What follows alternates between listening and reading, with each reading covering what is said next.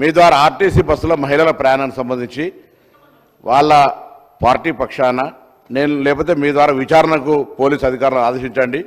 కొన్ని వీడియోలను ఆ బస్సులో దాదాపు 70 కోట్ల మంది మహిళలు ప్రయాణం చేశారు అధ్యక్ష. కొంత మహిళలు బస్సులు అటుగానే ఎల్లిపాయలు తీసుకొని పోతుర్రని లేకపోతే అటు బ్రష్ చేసుకొని పోతున్నారు, పని లేక ఊరికేనే అటుగానే తిరుగుతారనే వీడియోలు వాళ్ళ పార్టీ లేదా వాళ్ళకు సంబంధించిన సోషల్ మీడియా ద్వారా వస్తాయి. వాటి మీద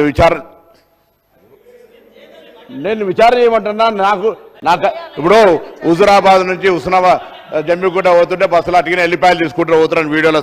నేను ఎవరు చేసినా వాళ్ళు చేయకపోతే ఊరికే దొంగలు అంటే మీరెందుకు భుజాలు జరుపుకుంటా ఉన్నారు? నేను రవాణా శాఖ మంత్రిగా మా ప్రభుత్వము డిసెంబర్ 9 నుంచి ప్రవేశపెట్టిన మహిళల ఉచిత బస్సుకు సంబంధించి మొదటి నుంచి కూడా కండ్ల మంట జరుగుతూ ఉంది.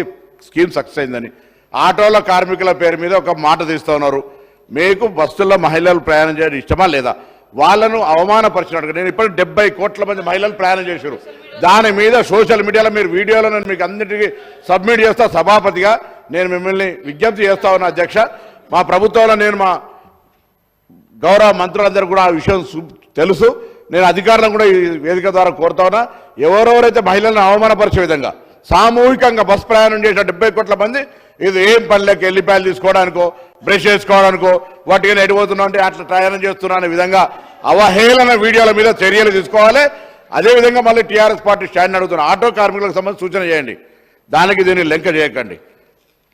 మీరు మెట్రో తెచ్చినామన్నప్పుడు మేమందరం మెట్రోలో 5 లక్షల మంది ప్రయాణికులు అయిపోయి దాని ఇంపాక్ట్ ఆటోల మీద లేదా? ఊబరు ఓలా నచ్చినవి లేదా?